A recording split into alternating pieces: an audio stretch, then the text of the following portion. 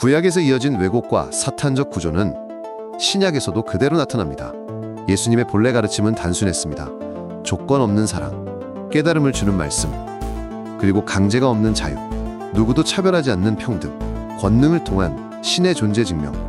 그러나 신약 성경의 여러 기록들은 이 본질을 왜곡하였고 교회 제도와 권력 구조를 세우기 위한 수단으로 사용되었습니다.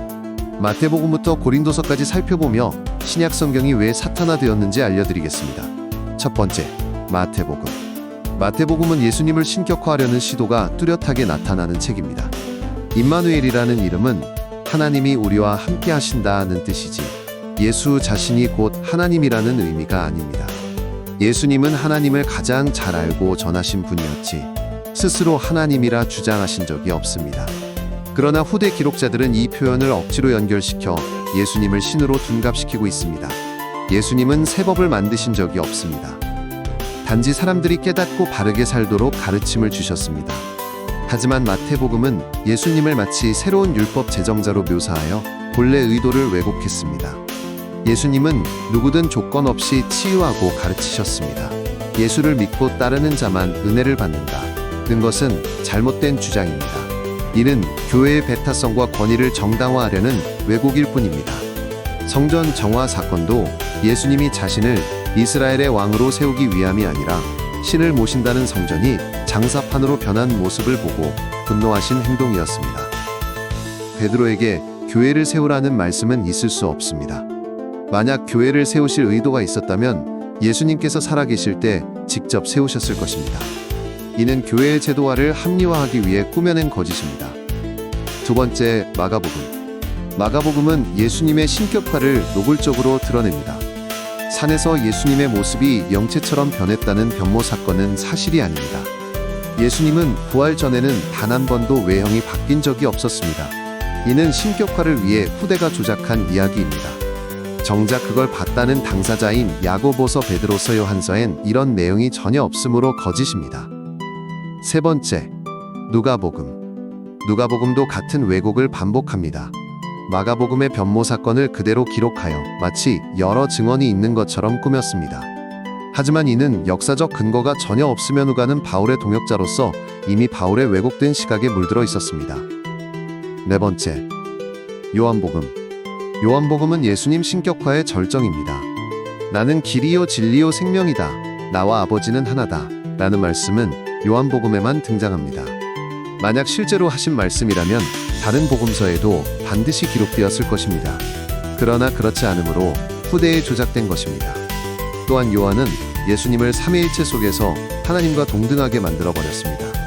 그러나 예수님은 철저히 하나님께 속한 자로서 하나님의 뜻만을 전하신 분이지 자신을 하나님과 동등하게 여기신 적이 없었습니다. 다섯 번째, 사도행전. 사도행전은 예수를 신격화하고 교회의 필요성을 강조하며 바울을 정당화하기 위한 기록이 많습니다. 오순절 성령 강림 때 불이 임했다는 장면은 불가능한 일입니다. 불은 허공에 생길 수 없습니다. 이는 종교적 상징을 위해 꾸며낸 이야기입니다. 베드로가 병자를 치유했다는 것도 거짓입니다.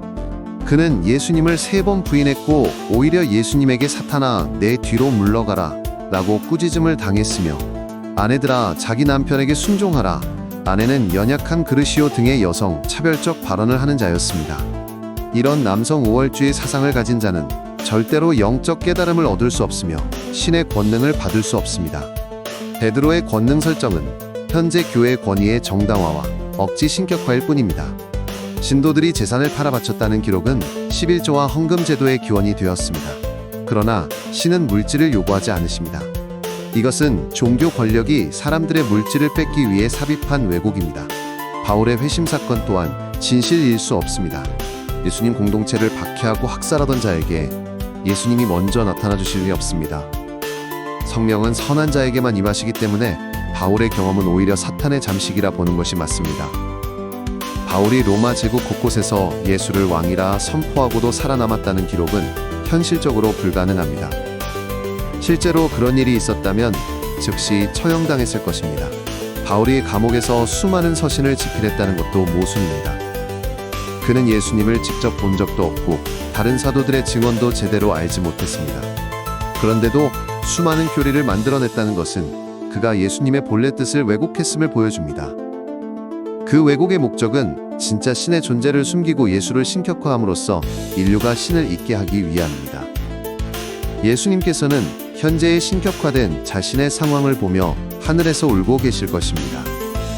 인류가 믿어야 할 건 그 뒤에 사탄 숭배자들이 감춰둔 진짜 신입니다. 6번째, 로마서. 로마서는 바울의 왜곡 신학이 집약된 책입니다. 예수 공동체를 박해하던 바울에게 성령이 임했다는 설정은 불가능합니다. 성령은 선한 자에게만 나타납니다. 그러나 바울은 이방인의 사도로 불리며 교회의 기초를 세웠습니다.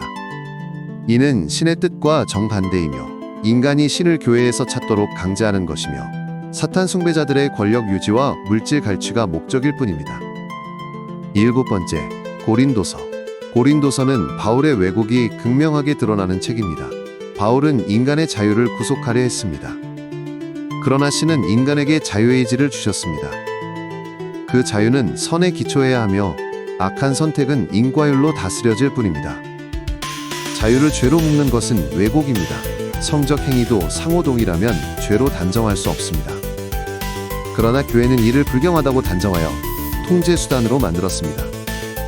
바울은 자신을 박해받는 사도로 포장했지만 실제로는 예수 공동체를 박해한 자였습니다. 그는 사람들을 예수님께 인도하여 구원받아야 한다고 주장하지만 우리는 예수님이 아닌 신에게 인도되고 나아가야 합니다. 이는 억지 신격화입니다. 고린도 교회의 헌금 문제를 다루면서 헌금 참여를 강요했습니다. 이것이 오늘날 11조 강제의 뿌리가 되었습니다. 바울이 승천 환상을 보았다는 기록은 거짓입니다. 승천은 특별히 선택된 자에게만 허락되며 악행을 일삼은 바울에게 승천이 허락될 리 없습니다. 바울은 예수님의 부활을 500명 이상의 증인이 보았다고 주장합니다. 하지만 이것은 실제 역사적 증거가 아니라 바울의 일방적 주장입니다. 예수님은 극소수의 제자들에게만 부활한 모습을 보여주었습니다. 또한 인간도 부활할 수 있다는 주장을 하는데 이것은 인간도 신이 될 수 있다는 표현으로 신성모독 그 자체입니다. 신은 유일하며 인간은 신과 전혀 다른 존재이며 영원히 신이 될 수 없습니다. 인간의 부활은 불가능에 가까우며 극소수의 사람들만 경험할 수 있는 신의 권능입니다. 보통의 신자들은 절대적으로 불가능합니다. 하지만 바울은 신자들도 부활할 수 있다는 거짓 주장을 하고 있습니다. 제가 판단하는 바로는 예수님은 절대 육체적 부활을 하신 분이 아니며 영체로 부활하신 것입니다. 부활 후 가르침 또한 영체의 모습으로 극소수의 제자들에게만 가르쳐 주었던 것입니다. 그래서 수많은 기록들에서 제자들이 예수를 알아보지 못하는 것입니다. 이것이 진실입니다. 마태복음부터 고린도서까지의 흐름은 명확합니다. 예수님의 본래 가르침은 조건 없는 사랑과 깨달음 그리고 자유였으나 신약 기록들은 이를 왜곡했습니다. 신약 곳곳에는 장로, 집사, 감독 등의 직분이 언급됩니다.